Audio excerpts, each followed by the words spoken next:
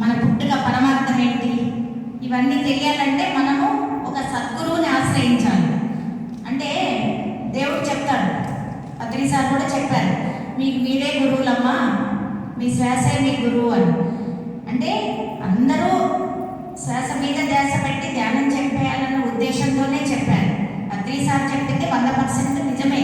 కానీ ఒక సద్గురువుని ఆశ్రయించినప్పుడే మనకి ఆ జ్ఞానం అనేది వస్తుంది. సద్గురు బోధతోనే మనకి జ్ఞానం వస్తుంది.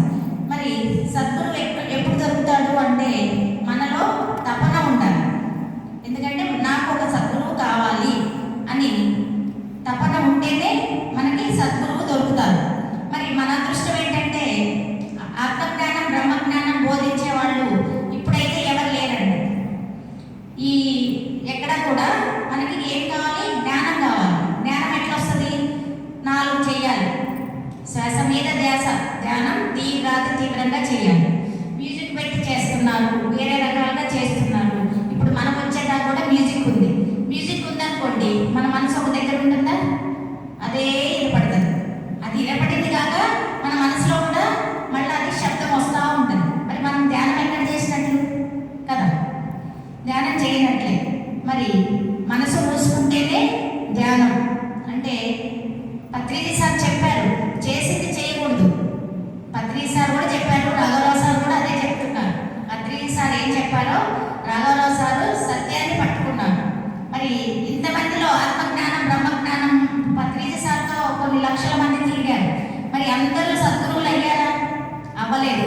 నేను పత్రిసార్ పక్కన కూర్చోనో రాఘవరావు సార్ పక్కన కూర్చుంటేనే నాకు జ్ఞానం రాదు. ఆ సార్ మాటలు విని దాన్ని ఆచరించినప్పుడు మనకి జ్ఞానం వస్తుంది. మరి ఇంత గురువులు దొరికినా కూడా మనం అజ్ఞానంలోనే ఉంటే ఎవరు తప్పది? మన తప్పే. ఏం చుట్టాలింటికి వెళ్ళట్లేదా? సినిమాలకు వెళ్ళట్లేదా? తీర్థయాత్రలకు వెళ్ళట్లేదా? ఒక సద్గురువు దొరికినాక ఎక్కడికి వెళ్ళాల్సిన అవసరం లేదు.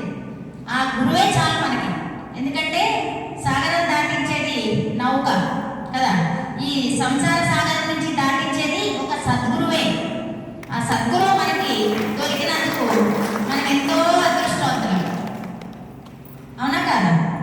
మరి ఎవరైనా బోధిస్తున్నారా? పోనీ మనం ధ్యానం చేస్తున్నాం, ఎన్నేళ్ల నుంచి చేస్తున్నాము? 10 ఏళ్ల నుంచి చేస్తున్నాం కదా. అందరం ధ్యానంలోకి వచ్చాం 10 ఏళ్ల నుంచి కూడా. మరి మన గుణాలు మారినాయా? మనం చెక్ చేసుకోవాలి. అవునా కాదా?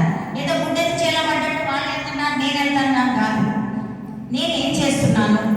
ఇది ధర్మమా అధర్మమా? ఒక అడిగేసి అడిగేసేటప్పుడు ఇది ధర్మమా అధర్మమా?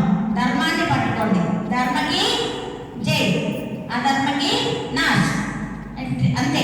మన సద్గురువు మనకి ఎన్నో విషయాలు సేకరించి మనకి తేనెను అందిస్తున్నారు. అవునా కాదు? ఆ తేనె అంటే సునాయాసంగా తాగడానికి కూడా మనకి అంత బాధ. ఇప్పుడు ఇంత మందిలో మనం వచ్చామంటే ఎంత అదృష్టవంతులు చెప్పండి. అందరికి వచ్చే అర్హత ఉండదమ్మా. అది మరి భగవంతుడు ఏం చెప్పాడు? శ్రీకృష్ణ భగవానుడు అహమాత్మ గుడాకేశ సర్వభూతాశయ స్థిత అంటే అహమాదిత్య మధ్యంచ భూతానామంత ఏవచ. అంటే ఈ సృష్టికి పూర్వము ఈ సృష్టి నడపబడుతున్నప్పుడు ఈ సృష్టి లయమైనా కూడా నేను ఉన్నాను. భగవంతుడు అంటే ఎవరు? ఆత్మ. అందరిలో ఉన్న ఆత్మే పరబ్రహ్మ. పరబ్రహ్మే సత్యము. ఈ సృష్టిలో పుట్టింపబడిన ప్రతిదీ నాశనమయ్యేది. ఏదైనా సరే, ఏ వస్తువైనా సరే, ఏ మనిషి అయినా సరే. అక్షరమేది? అన్ని క్షరమైనవి. అక్షర సత్యమేది? పరబ్రహ్మ. ఆ పరబ్రహ్మే మనము నడిపిస్తున్నాడు. మనని కాదు, సర్వభూతాలని ఈ ప్రపంచాన్ని నడిపిస్తున్నాడు. అది కాబట్టి ఈ ఆత్మే భగవంతుడు. కాబట్టి మరి ఈ సిద్ధులుంట మీద ఈ వయసులో కూడా ఆయన ఎంత కష్టపడి ఇన్ని రాష్ట్రాలు తిరుగుతూ చెబుతున్నారు. మనకి ఇక్కడ ఉన్న ఊళ్ళో నుంచి రావడానికే మనం కష్టపడుతున్నాం. కానీ ఏ ఒక్కరు కూడా ఈ అవకాశాన్ని వదులుకోవద్దు. పుట్టి ధ్యానంతో ఏది కాదమ్మా. శ్వాస మీద ధ్యాస తీవ్రంగా ధ్యాన సాధన చేయాలి.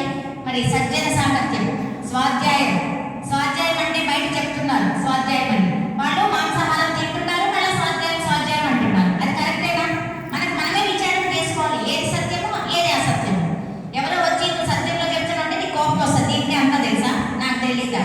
అందుకే మన మనసునే అడగాలి, నేనేం